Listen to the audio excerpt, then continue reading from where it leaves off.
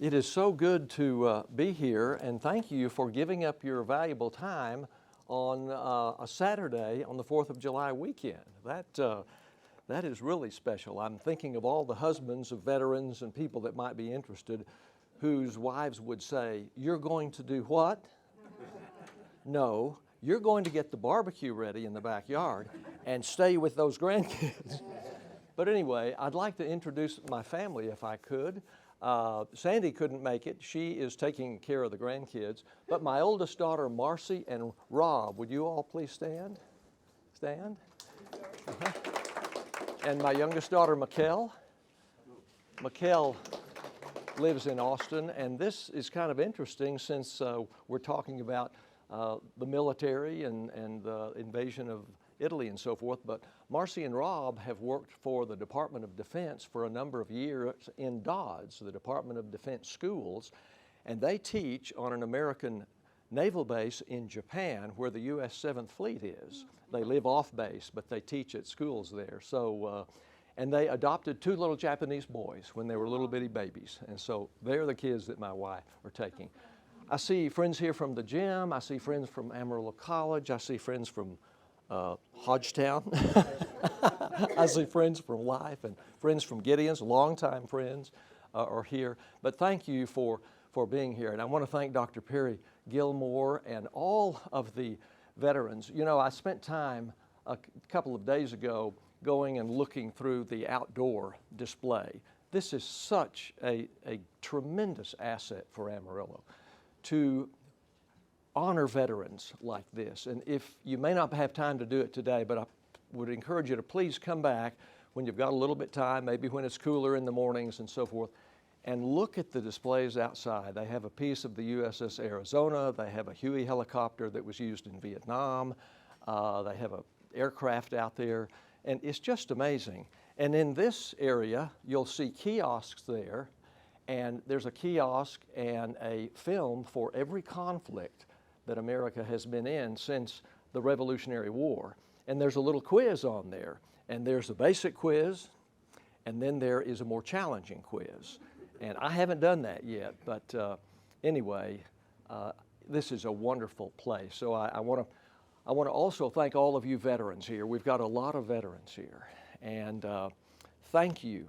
We can never thank you enough for what you've done in your service to our country. And I think every time we have an opportunity to thank you, we should do that. So from deep in my heart, thank you, thank you, thank you. Okay, we're going to talk a little bit about the invasion of Italy. And as we go through this, you'll find out that American and Allied military planners had a very difficult time deciding how they would open up a new front in Europe. But they knew that if we were going to win this war, that we would have to attack Hitler and that we would have to attack Europe. Joseph Stalin said there were 185 German divisions fighting the Russians on Russian soil. And he was almost begging Roosevelt and Churchill, please set up another battlefront in Europe to help pull some of those soldiers back. So that's what we're going to be doing today. But again, we owe such a deep gratitude to all of our veterans. My World War II topic today is something that I have been interested in really much of my entire life, the Allied invasion of the Italian mainland. Why was that where American and Allied military leaders decided that that should be the place where we attack Europe? Well, when the American and British forces hit the beaches of the Gulf of Salerno on the western shore in the early morning hours of September the 9th, 1943, my father, Captain Carl P. Matney, was a 27-year-old company commander of an infantry company, Company G, in the 142nd Regiment of the 36th Division. And we know that the 36th Division is called the Texas Army. And the original patch was a spear, an Indian-like spear with T in the middle. It used to be that there were some Oklahoma boys in that. It eventually became an all-Texas Army. But I have had an interest in the invasion of Italy and the invasion at Salerno all of my life because my father participated in it. And he commanded a group of young men from Snyder. When his National Guard unit was called up in 1940, he was coaching in Denver City, Texas. But he had joined the National Guard when he was a student at WT. And in November of 1940, they mobilized a lot of National Guard units and brought them into the Army and started training them. He went to Camp Bowie, not the Camp Bowie that I think of in Fort Worth, but the Camp Bowie in Brownwood. And then they would go to Camp Blanding in Florida for more training. So that's the reason that I have been interested in this topic. Let me tell you a little bit about my dad. He was born in 1915 on a farm in rural Grayson County in the north part of Texas. He was one of 10 children. 9 of those children survived infancy. The family would soon move to Vernon, Texas, where he was raised. Dad came from a very poor family. There were a lot of poor families in those days. My grandfather, his father, could not read or write. He had a fruit orchard, and he raised some hogs, and he was a sharecropper, and that's how he eked out his existence. He would eventually open a secondhand store down in Vernon in the downtown area. So my dad's family didn't have much in the way of material things, but I'll tell you what they did have, which was the most important thing. They had each other. And the older kids raised the younger kids. And it just always amazed me when I went to family reunions in Vernon. You know, we had so many cousins, we didn't know their all names. But that family stayed together and supported each other. I'd like to tell you about the 2 things that changed my dad's life. When he was a freshman in Vernon High School, he wanted to play football, but he had never played football before, and he had never seen a football game. So he goes out as a freshman in the fall, football team is practicing, and he goes to the coach and said, "Coach, I'd like to play." "All right. What class are you in?" "I'm a freshman." "All right. What position do you play?" "I don't know." "You don't know what position? What position do you want to play?" "I don't know. I've never seen a game." So he looked over at the practice field and he picked out a young man over there and, "Okay, you see that guy over there? Okay, he's got on pads. I want you to go over there and just tackle him. Just run up, tackle him, and throw him to the ground." Dad said, "Really? You want me to do that?" He said, "Yeah, do that." So Dad did. You know, kids were pretty tough then, especially country kids. And so you know what happened. They got in a fight. Okay, so Dad comes back. I don't know if he was bloodied or not, shirt tail out. And the coach smiled at him and said, "Well, son, how'd you like that?" Dad said, "You mean what I just did?" "Yeah, how did you like that?" Dad said, "Well, I kind of liked it." Coach put his hand on his shoulder and said, "Son, you're going to love this game." How did football change his life? Well, in 1935, he got a football scholarship to West Texas Normal College at that time. His family would never have been able to send him to college. And so he went there, and he was able to get a physical education degree. And that's how, when he graduated, he got the job in Denver City. That's why he was coaching there when the National Guard units. The other thing that changed this man's life was the United States Army. Because at 27 years old, when he commanded a company that landed at Salerno, 27 years old, soon to be 28, he was the old man. These young men from Snyder were 18, 19, 20, and so they actually looked at his as an old man. So the 2 things that I look back on my dad's life that really changed his life were football and the United States Army. While at WT as a student, Dad joined the National Guard in Canyon, as I had mentioned, and after graduated, he was coaching. And he was a company commander of these men from Snyder. On December the 7th, 1941, the unthinkable happened. The Empire of Japan, in a sneak attack, bombed American naval forces at Pearl Harbor, a date that will live in infamy, to quote President Franklin Roosevelt in his joint session of Congress speech. The United States, Congress declared war on Japan on December 8th. Then Germany and Italy, the Axis powers, declared war on the United States. The U.S. formally declared war on Germany on December the 11th. and World War II was on. America began ramping up. Troops needed to be trained, military equipment needed to be manufactured, and Allied military leaders had to come up with a plan on how are we going to win this world war. Now, let's begin to look at why the Italian mainland was eventually chosen by the American and British military leaders as the location for the invasion of Europe. Why there? Churchill wanted to take Sicily first, go across the boot of Italy, what they call the toe, the instep, the ankle, and the heel, cross the Adriatic Sea and attack the Balkans. But that was what Hitler wanted to do, and that's not what eventually happened.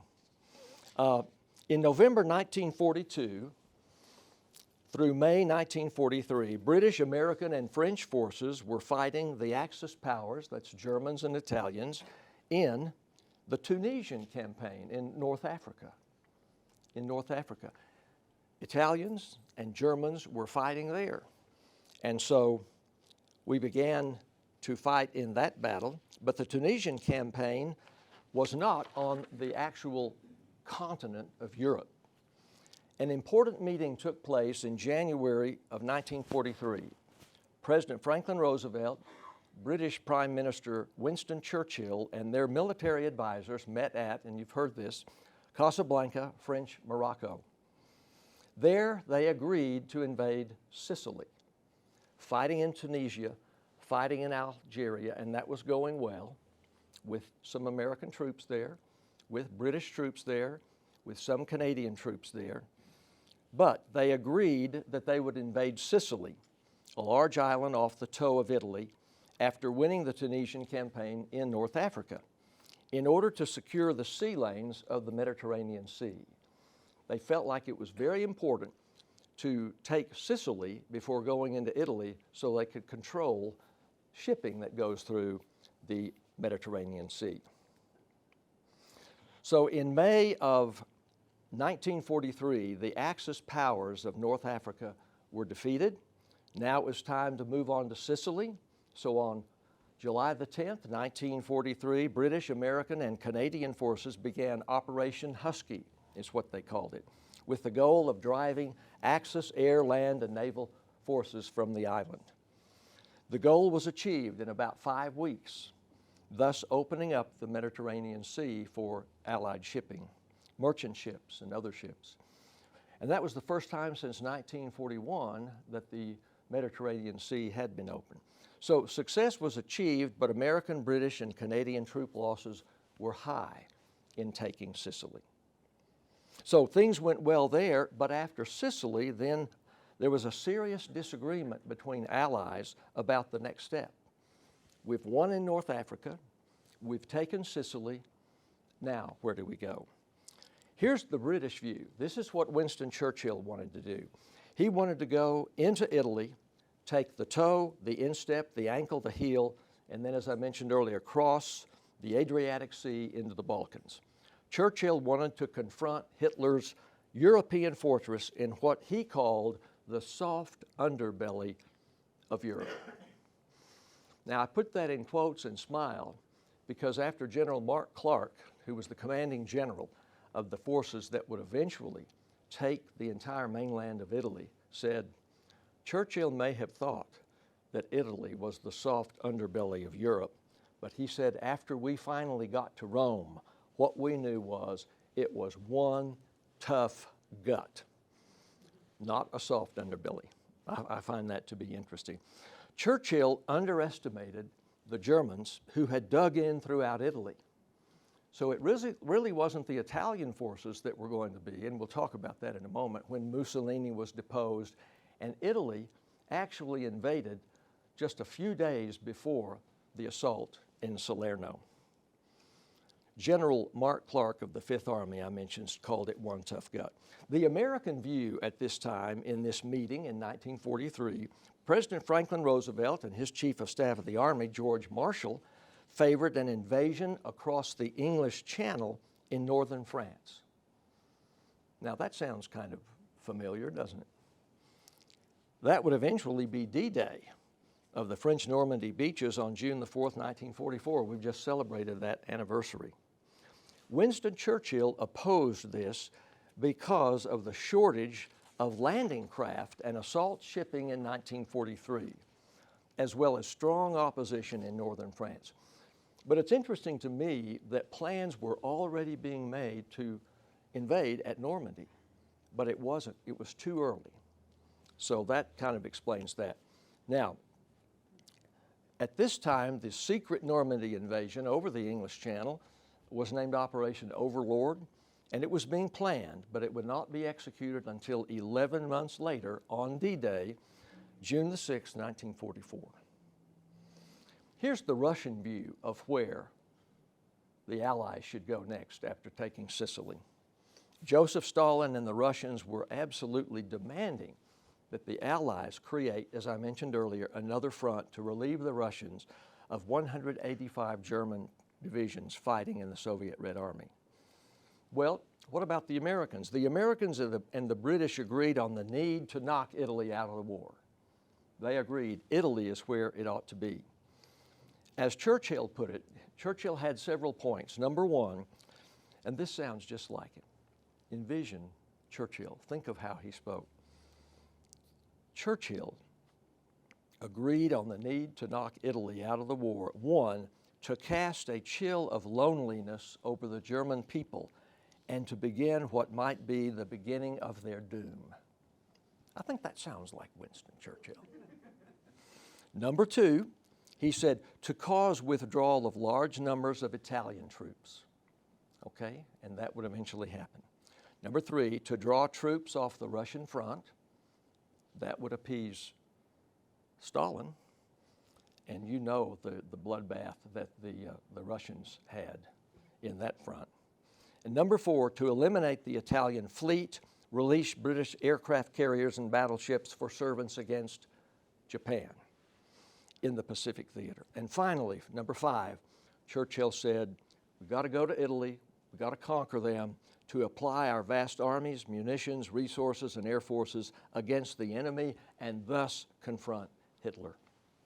So, Allies were under pressure to decide what their next move would be after defeating Sicily, and they needed to decide quickly. General Eisenhower, the Supreme Allied Commander in Europe, became a convert to the British view to assault the Italian mainland. But Chief of Staff George Marshall was still a skeptic. Marshall wanted to wait until the Sicily campaign had completely ended. When these meetings were going on, the war was still going on with American and British and Free French and also Canadians fighting that battle. So Marshall wanted to wait until that was completely decided before we decided what the next plan would be. So he directed General Eisenhower to create two military planning staffs. Number one, to prepare an attack on Corsica and Sardinia. Let me move to what did I do with? This is another one with a Jeep driver and another colleague, and I'm not exactly sure where these were taken. I would assume Italy or maybe Germany. And there's another one. There's a blown out tank there. But the map is this. So we won in North Africa. Operation Husky goes through Sicily. Remember, Churchill wanted to go across the Adriatic Sea right here and attack the Balkans, and we'll get to some more of that in just a moment. Put that right there.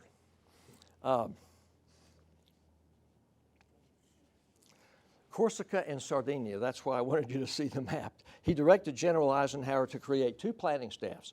One, to prepare an attack on Corsica and Sardinia.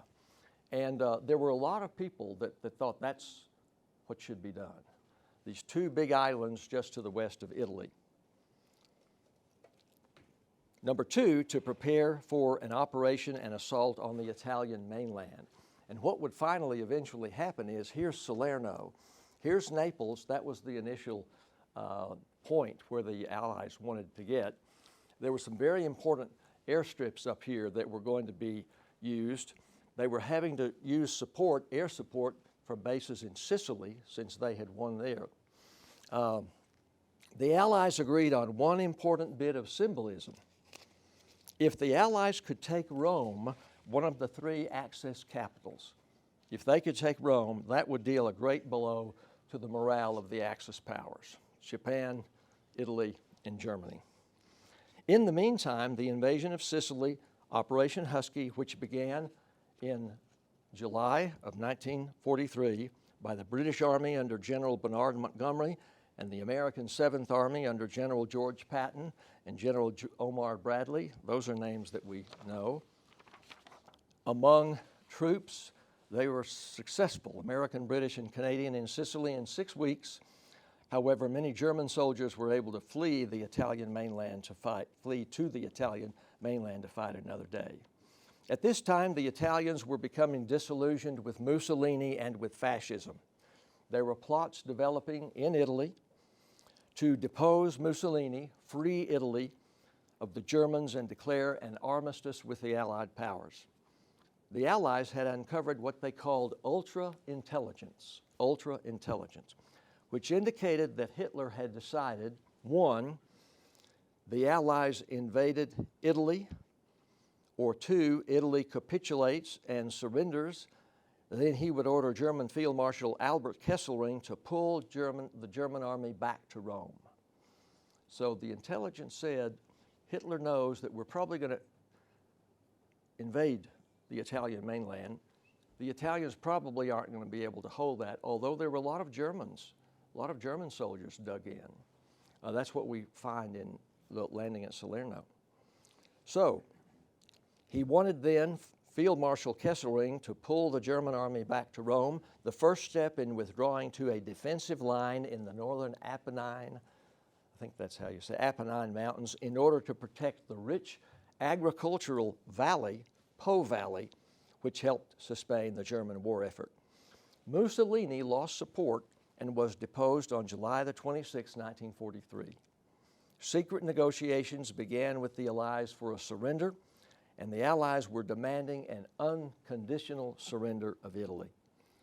So with Mussolini's downfall, the Allies did begin planning in earnest the assault on the Italian mainland with diligence, not Corsica and Sardinia, but they were thinking about Naples. And they also thought about the Gulf of Gaeta, okay? Salerno would eventually be where they would go, and we'll talk about why in just a second. Allied military planners eventually decided that the Gulf of Salerno would be the site of the Allied invasion. On July 26, 1943, after Mussolini's fall from power, the combined Joint Chiefs instructed General Eisenhower to launch an invasion of the Italian mainland to propel Italy out of the war. The operation was codenamed Avalanche, and Naples was the immediate objective because its port could be used for Allied supplies and troop replacements. General Eisenhower assigned the Italian invasion to 5th Army under General Mark Clark. General Mark Clark would be a very, very controversial general, and he would make some decisions that some of his men were very unhappy with. But he's the boss, and you've heard of the Rapido River. Well, that was an order from General Mark Clark. Now, Hitler and the Germans became certain of the Italian surrender. Hitler ordered German troops to disperse the Italian armed forces, destroy radar installations, make Air Force stations inoperable, to knock out key military facilities and communications in southern Italy, and to withdraw to Rome in the first step in a retirement to the northern Apennines Mountains up in more northern Italy. There was to be no defense of Rome. There was to be no defense by the Germans of Rome. German General Field Marshal Albert Kesselring changed Hitler's mind from a quick retreat back to the Apennine Mountains to what he called a slow retreat to the north. Let's don't look like we're scrambling, a slow retreat. Meanwhile, In August of 1973, the Sicilian campaign came to an end. It took them 6 weeks to finally finish that little invasion in Italy. Eisenhower directed British General Bernard Montgomery to take the British Eighth Army across the Strait of Messina into Calabria, the toe of Italy. So now you see this effort. And right, here's the toe, the instep, the ankle, the heel of Italy.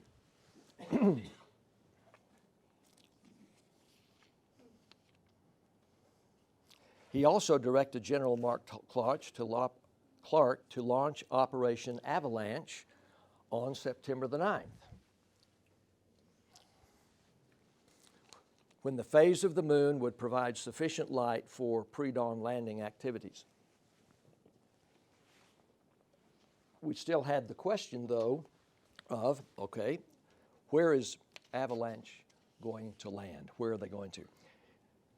Here are the possible locations for the amphibious assault. You can see the Gulf of Naples there. You can find Naples, the Gulf of Naples.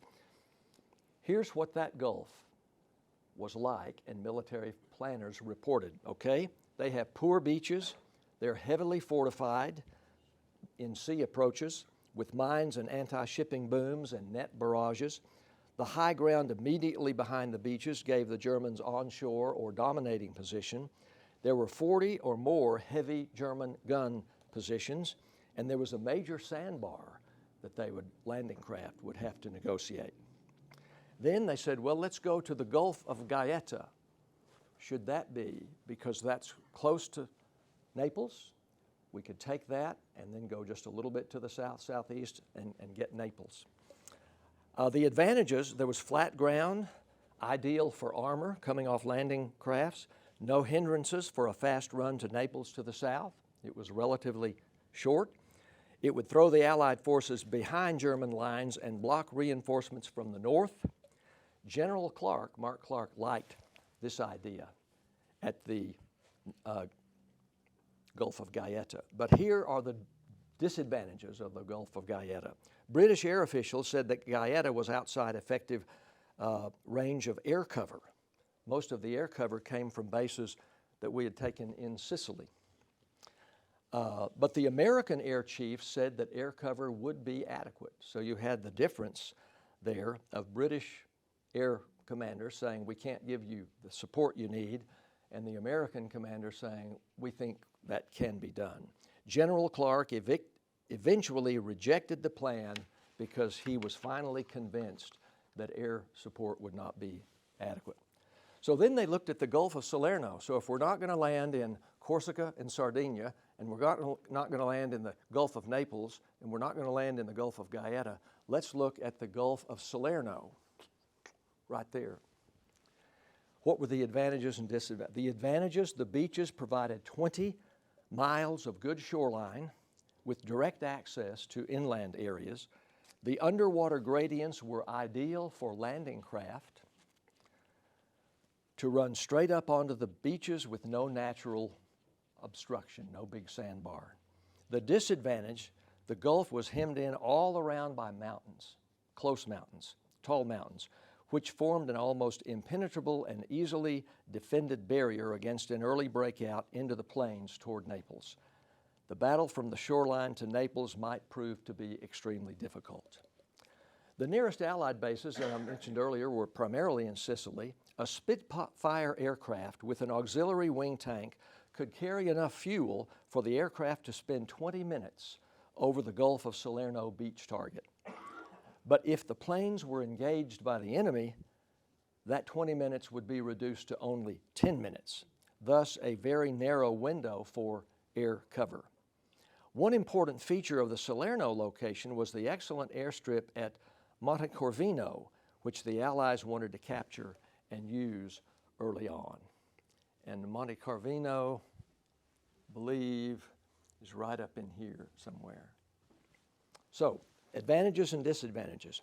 Now, General Mark Clark, makes a very, very curious decision. General Clark was adamant about providing no pre-assault naval or air bombardment of the American air sector, the American assault sector. Now, one of the things that I think is kind of neat is, and it's on another map I'll get to in just a minute, but think about that. Before these troops landed at Salerno, the Air Corps wanted to put in assault, and those big naval ships to pound the Italian shore, and behind that in the mountains, the Germans. But Mark Clark said no, and he said no because he wanted to achieve the element of surprise, okay? So no pre-assault bombardment by air or naval munitions prior to the landing at Salerno. So on September the 9th, 1943, 600 ships in the Allied invasion convoy began their mission. 3 divisions consisting of the 46th and 56th in the northern assault sector. Here's where I need to change to another one. Okay. Let's orient ourselves a little bit. This is that Monte Carvino air support that they wanted to take. Here's Salerno. Here's the 5th Army under General Mark Clark, including the U.S. 6th Corps, and that's the 45th Infantry Division. They would be held in reserve. They would not participate in the invasion. They would be held in reserve offshore.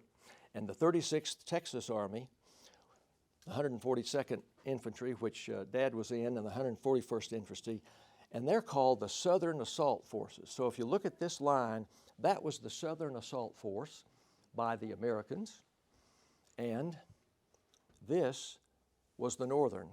So you're looking, this is actually an American group here, but most of the British 10th Corps here, British Commandos, U.S. Rangers here.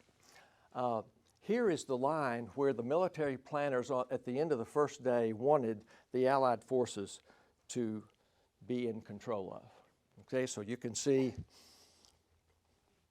that's quite a bit of land. Remember, there's a lot of high mountains here, so that's going to be a challenge too. You've heard of the Abbey and Monte Cassino and all of those. Let me show you how far they got. At the end of the first day, the Allied forces controlled that area. They controlled just inward from the beach a little bit in this area, and down here they controlled this area. That probably gives you an idea of the tough fighting, not that Italians did, but that Germans did. Okay, that was a curious decision though. The Italian surrender was announced by General Eisenhower to soldiers on convoy ships the previous evening before the landing craft left. I know that Dad was on a landing craft from Iran in North Africa. The troops began to cheer as President Eisenhower announced that Mussolini has been deposed, the Italian government has capitulated, and they have been defeated. The officers quickly quieted the soldiers and said, wait, don't celebrate. The Italians were never going to be a huge problem. They weren't good fighters. They weren't armed, terribly well. But it was the Germans that were dug in that were the good fighters. And so I thought that was really interesting. In fact, during the invasion, there was a loudspeaker in English, and I'll read you what the speaker said as the troops departed the landing craft. So the Italian surrender was announced. A secret surrender of Italy had actually occurred on September the 3rd. On hearing the official Italian surrender, the troops on the assault vessels broke into cheers. Officers reminded the troops that they would be fighting German soldiers and Hitler's war machine in just a matter of hours. In the early morning hours of September 7th, the first wave of Major General Fred Walker's U.S. 36th Infantry Division approached the Italian shoreline at 03:30 hours. As the first wave approached shore, a loudspeaker from the landing area proclaimed in English, "Come on in and give up. We have you covered." It reminded me of Tokyo Rose. Come on in. and give up. We have you covered. The Allied troops attacked nonetheless. The invasion of Italy had begun. The Germans were dug in and they were waiting. Another battlefront had finally been opened in Europe, and I found this to be interesting. With the Salerno landings by strong American forces, that was the first fighting by American soldiers on the continent of Europe. It was the first time since 1918. So when those boys hit the shores and went into the continent of Europe, that's the first time Americans had fought on European soil since 1918. The first troops wading in from the landing craft were met with small arms fire, machine gun fire, and artillery fire from the Germans. Mass confusion and chaos reigned. Some soldiers, understandably, became disoriented in the battle. This is not what the soldiers had expected. Because the Italian government had surrendered and Mussolini had been deposed, some soldiers had forgotten that the German army now occupied much of Italy, an army that was well trained, well supplied, and with the will to fight. Simply put, the fight against Adolf Hitler's soldiers would be fierce. 4 days into the Allied invasion at Salerno, the Germans began a fierce counterattack in an attempt to split the British forces in the northern sector from Americans in the southern assault sector and drive them back into the sea. General Mark Clark actually ordered plans. He ordered plans to be made to evacuate American troops. General Fred Walker was certain his soldiers could prevail, and he tried to convince Mark Clark, don't do that. In fact, he's quoted as saying, "General, I came here to march to Rome, and that's exactly what I'm going to do." Now, I don't know how you get one general arguing with another general that's higher in the command, but from what I've been told, remember my father said that they loved General Fred Walker. They loved him. He was a Texan. They had confidence in him, and apparently Walker stood up to Mark Clark, and it could be that Mark Clark just said, well, we need to have a plan in case it's necessary. But I found that to be interesting in my research. Finally, things began to turn against the Germans because of Allied air and naval bombardment. Even though it came late, it came. And reinforced troops from General Troy Middleton's 46th American Division had been floating in reserve in the Gulf of Salerno. So this division, after the landing, begins to come in with additional support. By September the 16th, the Battle of Salerno had been won. They landed in the early morning hours of the 9th. By the 16th, the battle had been won, and the Germans were withdrawing by German Field Marshal Albert Kesselring. American troops had made contact with elements of Montgomery's British Army in the northern assault sector, and now the long struggle to Rome would begin. And that would happen during the winter of 43 and 44. That was a cold winter. They fought through mud and rain and snow. Many of the soldiers got trench foot because they would not take their boots off, and their boots and socks would be wet for 2 weeks. And I'm not a doctor, but it doesn't sound like good things would happen. After a long and slow 8-month struggle fighting Germans through the mountains in the mud and snow and cold of the winter of 43-45, the Allies finally entered Rome, which was an open city. Dad told me, he said, not one shot was fired in Rome. Rome was an open city. The Germans had gone back north of the Gustav line, the line that they said, they're not going to give up. And that was on June the 5th, 1944. June the 5th. Guess what happened on June the 6th? Isn't that interesting? So the Allied troops had taken essentially Italy. The day before, troops landed at Normandy, the beaches of northern France. And I saw those dates and I thought, Jiminy Christmas, what a deal. The human toll and sacrifice for this whole avalanche operation, British, American, Rangers, some Canadian.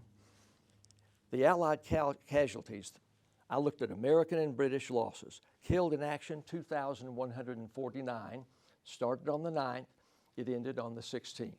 So we lost 2,149, but missing in action and presumed killed, 4,099. Can you imagine in a war like this? The soldiers would be shot and would drift out into the ocean. They would be shot and nobody could get to them. But that just surprised me. 2,149 we know were killed, but almost 4,100 were missing in action and presumed killed.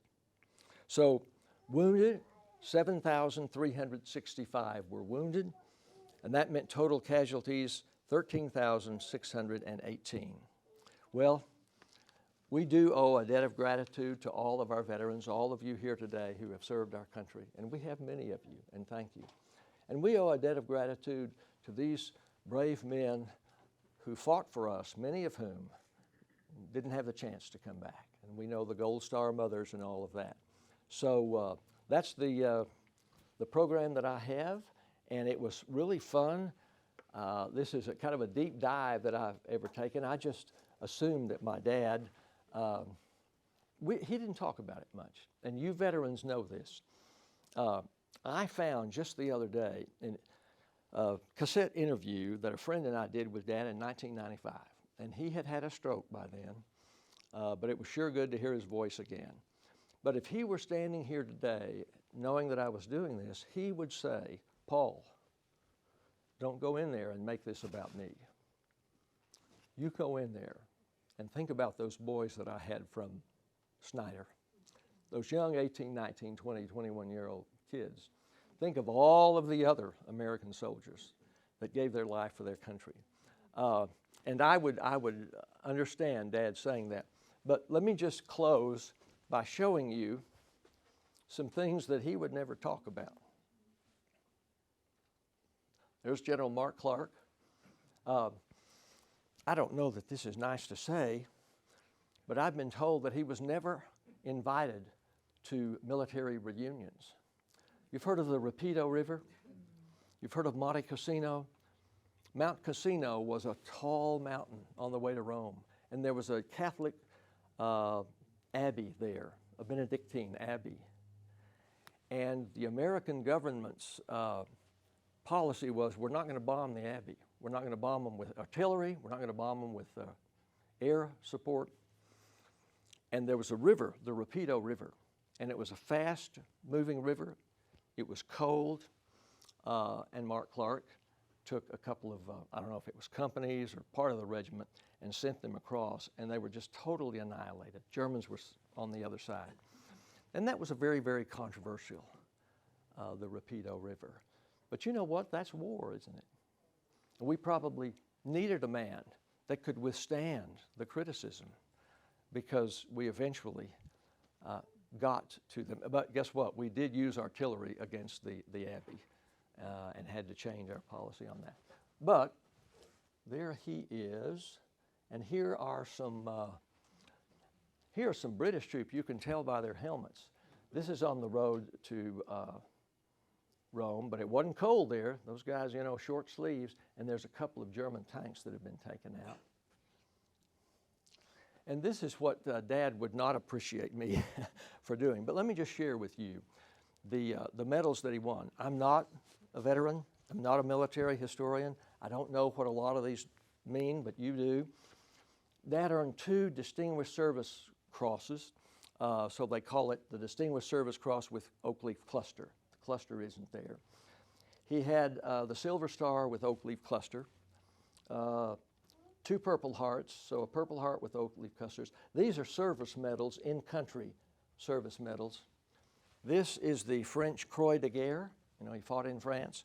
This is the Italian Military Valor Cross. I never knew much about what he did in the war until my mother gave me his army trunk. And I started reading through this, and I said, "Mother, have you read all this stuff?" She said, "Well, a lot of it." And I said, "Man, this is pretty amazing." She said, "Yeah." But like a lot of World War II people, he didn't talk about it. And he wouldn't want me talking about this. So Dad, forgive me. But these are, of course, the ribbons that he wears on his military uniform. All of the soldiers coveted the infantry, what do they call that? The infantry battle, combat infantry. Thank you. Thank you. His captain's bars. Later, he would, in 1947, he would be hired at Amarillo High School down on Polk Street to run the ROTC program, which he did until 1959. Then he would become principal at Highland Park,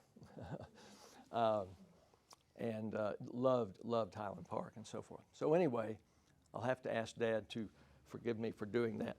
I will close by reading something that would make him really mad. And I promise I'm through, and we can go enjoy. I ran across this in the Army trunk. It's dated April the 11th, 1944, and it's the award of the Distinguished Service Cross, the first one that he earned. To Captain Carl P. Matney, Infantry, United States Army. Citation: Carl P. Matney, Captain, Infantry, United States Army, for extraordinary heroism in action on 11 February 1944 near Cassino, Italy. Captain Matney led his company forward in rain and snow and under intense enemy small arms fire to engage the enemy in close combat with hand grenades. At one point, the company's advance was obstructed by a hostile enemy machine gun nest. Captain Matney crawled alone over the muddy, rocky ground and in the face of heavy enemy fire to a point within a few yards of the emplacement. He then hurled a series of hand grenades into the position with deadly accuracy, killing one German, wounding the remaining three, and destroying the machine gun. His courageous action enabled his company to continue its advance. Captain Matney remained with his advance elements, encouraging his men and skillfully leading the company in successful occupation of its objective. His determined courage and exemplary leadership reflect credit upon himself and exemplify the finest traditions of the Army of the United States. Entered military service from Vernon, Texas. He would really be mad at me right now. Thanks for being here. If you've got questions, I probably don't know the answers, but if you're just burning to ask a question, somebody in here probably will. Perry may know. Lane? How many men were in a division? Good question. I found that, and I even brought it. This is from a military document. Number of soldiers in a division. This says 10,000 to 15,000. Then it says number of soldiers in a regiment, 3,000 to 5,000. Number of soldiers in a company, 200 to 300. I think Dad always said he had about 200 riflemen in his company. There are 4 companies in a regiment, so that's what it says. And if the Germans had the same number, think of 185 divisions in Russia.